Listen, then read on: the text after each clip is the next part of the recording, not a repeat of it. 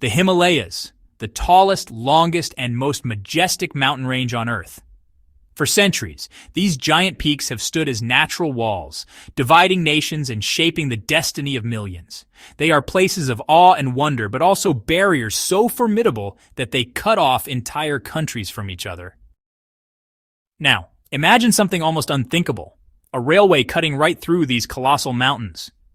Beneath the roof of the world, an ambitious project is underway, one that promises to connect China and Nepal by train, across some of the harshest terrain on the planet. But this is no ordinary railway. It is a project that has sparked fierce opposition, especially from India, which fears that its long-standing control over Nepal may be slipping away. If completed, this railway could completely shatter India's strategy of keeping Nepal dependent and isolated. So here's the big question. What exactly does this railway mean for Nepal's future? And why does India see it as such a serious threat?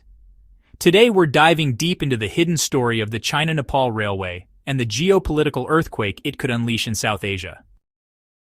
To understand why this railway matters so much, we first need to look at Nepal's geography. Nepal is a small country squeezed between two giants, India to the south and China to the north.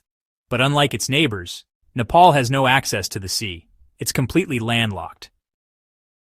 Building a railway across the Himalayas isn't like building one on flat land.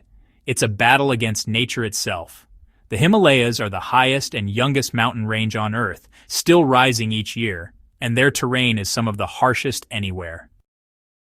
When the China-Nepal Railway was first announced, it grabbed global headlines. But after the initial excitement in 2018, the project seemed to go silent. Many outsiders began to doubt whether it would ever be built. After all, the engineering obstacles were enormous. The costs were staggering, and Nepal's fragile economy made it hard to imagine such a mega project moving forward.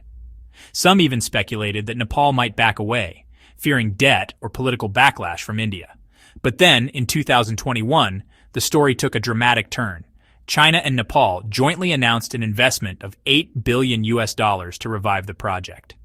Construction was planned to take 7.5 years, a long timeline, but one that signaled serious intent. This revival wasn't just about money, it was about commitment. For China, the railway became more than an engineering challenge. It was a strategic priority. By investing billions, Beijing was showing that it was determined to expand its Belt and Road presence into South Asia, right under India's nose. For Nepal, the restart brought hope. Despite the risks, it meant a chance to finally reduce dependence on India and open a new chapter of economic opportunity. For India, it was a warning. China was here to stay, and it was ready to put its resources on the line. The project had gone from silence to spotlight again, and now the stakes were higher than ever. The China-Nepal Railway isn't just a piece of infrastructure. It's a game changer for the region, with deep economic and political consequences. For Nepal, the railway means freedom. For the first time in its modern history, Nepal would have a reliable alternative to Indian-controlled trade routes. Chinese goods could flow directly into Nepal, everything from electronics to machinery, faster and cheaper. At the same time, Nepal could finally export its own products like handicrafts, carpets, tea, and even hydropower to China and beyond. This new connection could inject life into Nepal's struggling economy, help create jobs, and reduce poverty. For China, the railway is both practical and symbolic. Practically, it connects Tibet more closely with the outside world, boosting trade and development in a remote region. Strategically, it ties Nepal firmly into China's Belt and Road network, giving Beijing direct access to the Indian subcontinent. In the long run, this line could even serve as a bridge to Southeast Asia, weaving together whole regions under Chinese influence. For India, however, the picture looks much darker. India has long relied on economic pressure to keep Nepal within its orbit. Blockades and supply restrictions have been powerful tools of influence. But with a Chinese railway at its doorstep, those tools lose their power. India fears that it could lose not only economic leverage, but also strategic control in its own backyard. In short, this railway is more than steel tracks through mountains. It's a new balance of power being laid, one tunnel and one bridge at a time. The Himalayas have always been seen as unbreakable barriers, towering walls of rock and ice that separate nations and shape destinies. But with the China-Nepal Railway, those very barriers could be transformed into bridges. For Nepal, this project represents more than steel rails and tunnels. It's about breaking free from a history of dependence, carving out greater independence, and opening a door to new opportunities.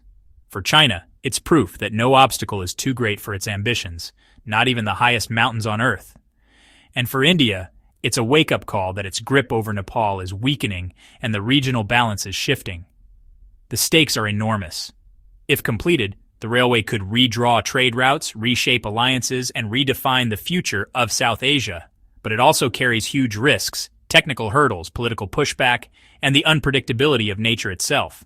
So the question remains, will the China-Nepal Railway truly become the gateway to a new era, or will it collapse under the weight of ambition? Let us know what you think in the comments below. And if you enjoyed this deep dive into one of the world's most ambitious railway projects, don't forget to hit that subscribe button and turn on notifications, so you never miss the stories shaping our world.